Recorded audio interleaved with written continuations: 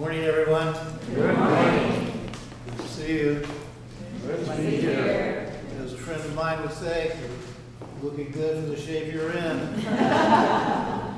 So everyone had a good time Thanksgiving? Yes. Wonderful. Wasn't it such a blessing to have the rains?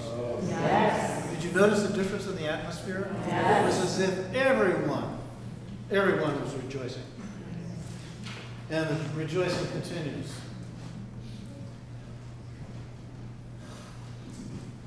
Well-being. Some say well-being is something that you inherit. Others say well-being is a state of mind.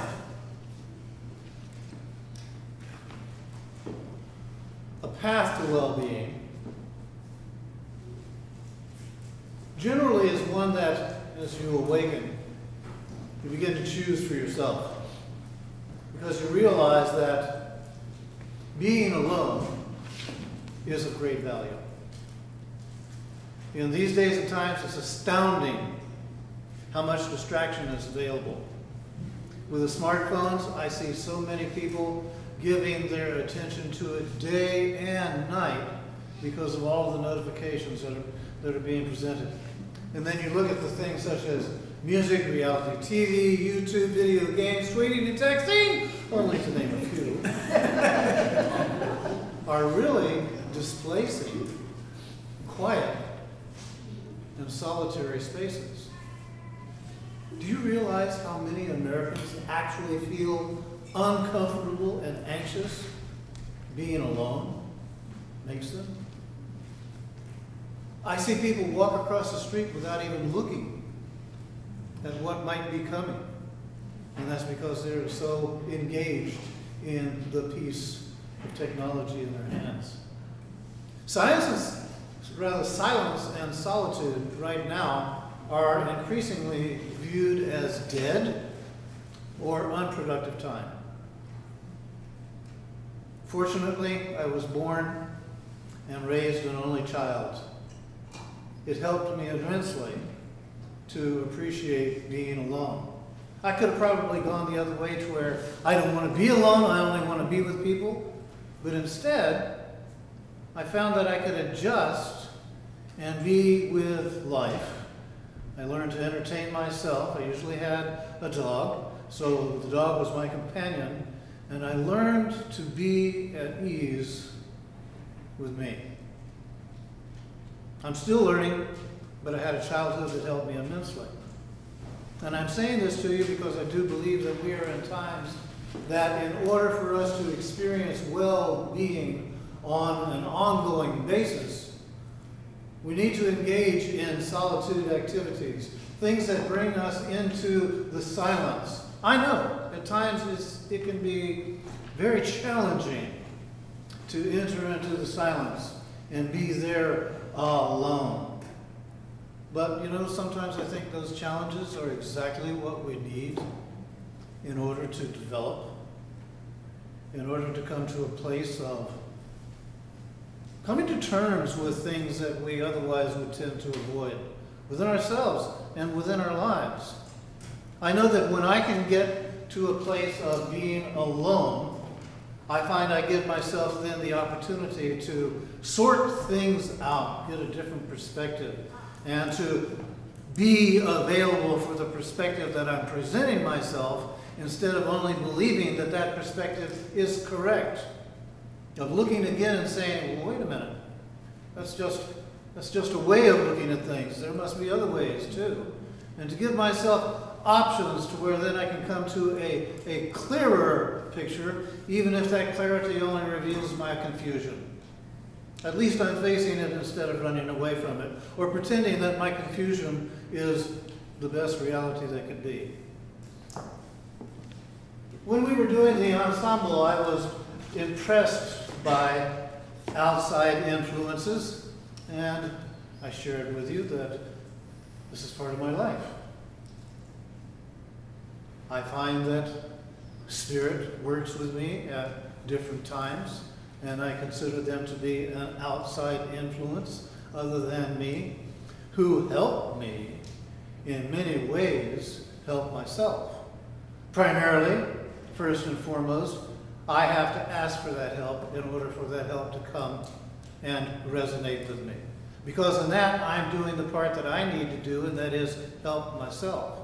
But in the instance that I'm sharing with you now, and of the ensemble, Spirit was revealing to me, hey, this is one of the primary benefits, if you're open and available, to going into the silence, of getting into that solitude space, to where you can then be more open and receptive to other influences that can help you help yourself.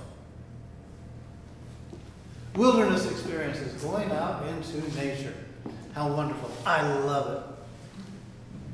I loved working yesterday, building burn piles from all the destruction that took place last year when the fire came and swept through our property. And wet, dirty, lovely, wonderful Mother Earth, bringing all of that together and putting it in a pile and allowing the fire to work constructively and getting rid of some of the debris. And afterwards, feeling a sense of exhilaration because of being involved in nature in such a way. The activity took place with other people, but in that there was also that sense of solitude in connection with the natural forces of life. And I say to you, so far as well-being, we need to have these experiences be a part of our life to help to balance us out. To only live in Burlingame and to be involved in the limited activities of urban dwelling would just not help me feel a sense of well-being. I have to have connection with nature in order to feel that I am then able to be a human and interact with humans in community activities. And in essence, what I'm saying to you is that solitude and silence helps you to have a balanced life and also to be in a position of leadership. You have to have something that helps you gain a sense of perspective in order to be able to share with others and to help others help themselves. And I consider that one of the primary reasons for leadership. In this, you look and you see how many civilizations prior to ours have recognized this in a profound way and had it be a necessary ingredient for reaching a stage of maturity, to where the youth had to come to a place of being led by an elder out into the wilderness and set into a situation where they were by themselves for an extended period of time, 24 hours, 2 days, 3 days, 5 days even. And those were not exceptional for their times. For our times, 2 hours is like driving you crazy to be alone with yourself. But again, I'm saying Native Americans call this the vision quest. I'm sure it was called by many things by many indigenous people all over the world. Now modern times have reintroduced it back into wilderness experiences by saying, this is solo time. Time where you're alone by yourself and you get a chance to confront yourself and also to reevaluate so you can come to a place of greater well-being. So, with that, the youth leaves.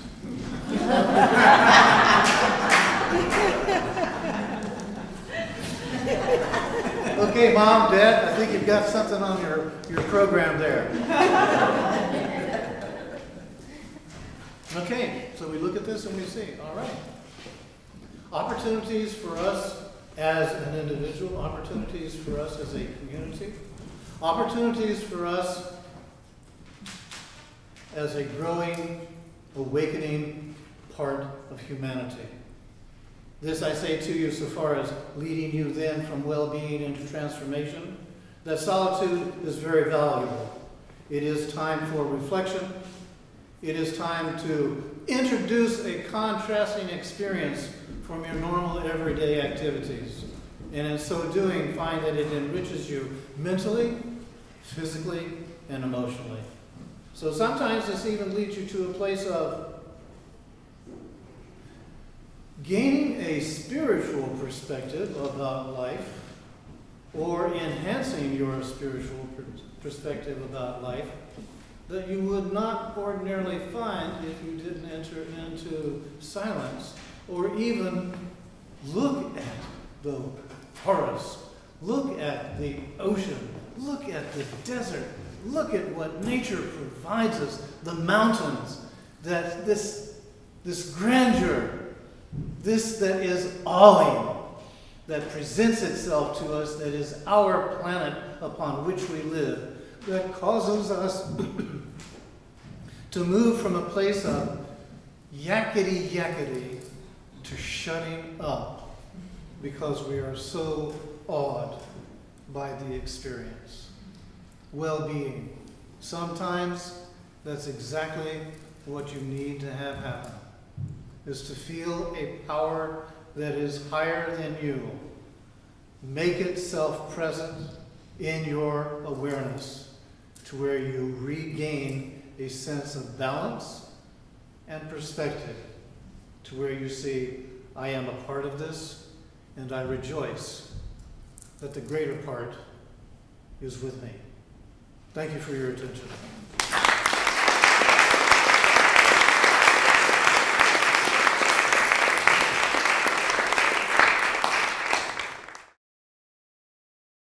For more information about the Metaphysical Church of Enlightenment or the Rodin Foundation, please go to our website at www.rodin.org.